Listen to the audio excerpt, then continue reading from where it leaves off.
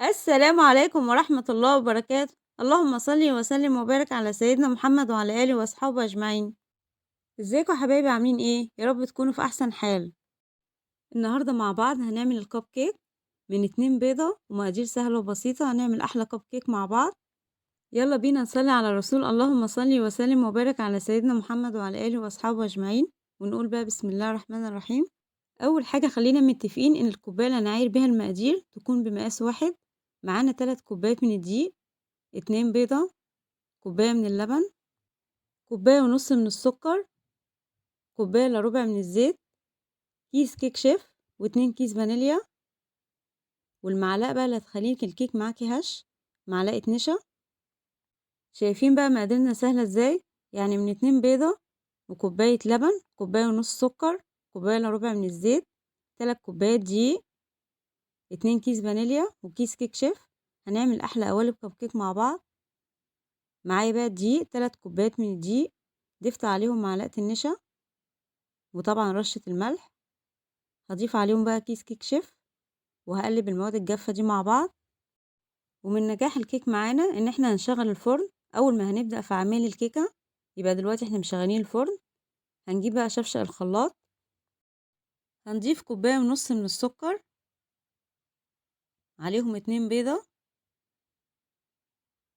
كوباية الا ربع من الزيت، 2 كيس فانيليا. هنضرب بقى المواد السايلة لحد ما لونها تفتحي معاكي. لسه ما ضفناش بقى كوباية الحليب، هنضيفها دلوقتي. شايفين بقى ما شاء الله لون الخليط يفتحي معايا ازاي؟ بنضرب فيه بقى مش اقل من 7 دقايق. هضيف بقى كوباية اللبن، وهضربها كده مع المواد السايلة. بعد ما ضربنا المواد السايلة، هنضيفها بقى على البولة اللي فيها 3 كوبايات من الدقيق، عليها رشة الملح، كيس كيك شيف، معلقة كبيرة من النشا. وهنقلب بقى. طبعا هنقلب في اتجاه واحد عشان ندخل الكيكة بتاعتنا هوا. هنقلب بقى لحد ما نتأكد ان مفيش تكتلات من الدقيق. هنجيب بقى قوالب الكب كيك، هنمسحها كده بمسحة من الزيت علشان بعد ما تستوي تطلع معاكي بكل سهولة. هنجيب بقى ورق الكب كيك، ونبدأ ننزل بالكيكة بتاعتنا كده في قلب الورق. طبعا مش هنملاه للآخر، هنضيف نصه عشان هي هتعلى معانا بعد السوا.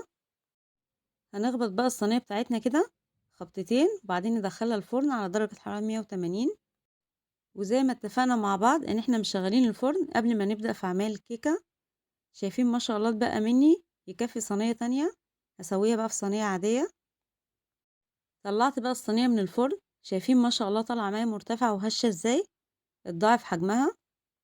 شايفين بقى اللهم بارك، من مقادير سهلة وبسيطة عملنا أحلى قوالب كب كيك. واتبقى معايا صينية تانية سويتها برضو. طبعا لو هتشتريها بسعرها عالي، حاجة عاملاها بإيديكي. يلا بقى نفتح واحدة ونشوف قلبها من جوه. شايفين ما شاء الله عالية ومرتفعة معايا ازاي؟ وقلبها أبيض وهش وتحفة. ينفع بقى نديها لولادنا في اللانش بوكس، أو مع كوباية شاي. وبالهنا والشفا عليكم يا رب. جربوها بقى ويا رب تعجبكم. ودي الصينية التانية اللي سويناها برضو مع بعض. شايفين ما شاء الله هشة ومرتفعة. جربوها بقى ويا رب تعجبكم. ولو أول مرة بتشوفيني، ما تنسيش الشرك في القناة وتعملي لايك وسبسكرايب، وتفعلي زر الجرس عشان يوصلك كل جديد. وأتمنى تنوروني على صفحتي على الفيس، ونعمل مشاركة للفيديو عشان القناة تكبر بيكم يا رب. واستنوني مع وصفات أحلى مع أم جنات. والسلام عليكم ورحمة الله وبركاته.